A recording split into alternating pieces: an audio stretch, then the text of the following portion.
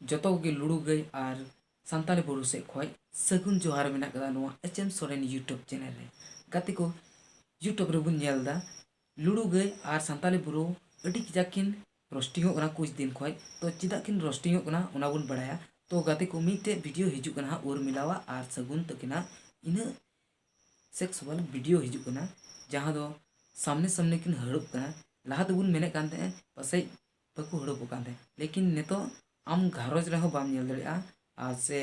आम परिवार सते हम बाम नेल दड़िया उन्हें उना खातिर ते सानताली बुरोय मेने कांते बोले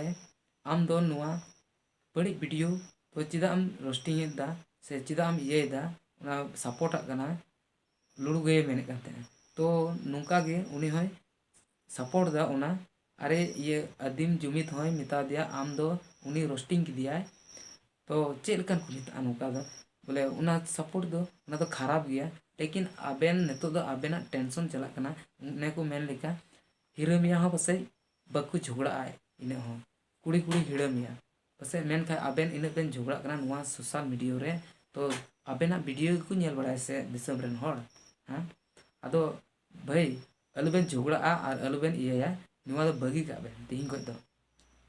मेन खाई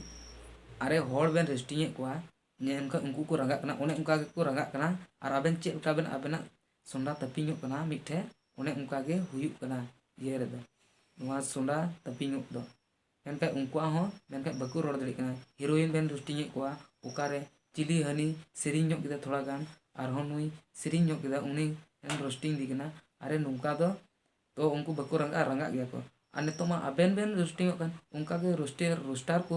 रोस्टर को रोस्टारो खाय दो रोस्टिंग खाय दो अब चेल का हुआ अब इंडस्ट्री लहा गया अरे रोस्टिंग को आबेन बहना हड़ गे सानताली बुरो और लुड़ू गई तबे मौज गे एकी कना लेकिन आबेन बड़ी कथा हो नितो बाबेन यूज दा चिदा से आबेना सब्सक्राइबर हो जस्ती कना को ओनाते बड़ी कथा बाबेन रोदा बका प्रथम लुड़ू गई हो तिना खराबे रोड ले कानते मेनका ओनाते नितो को उनी को स्ट्राइक को एमा दे थे से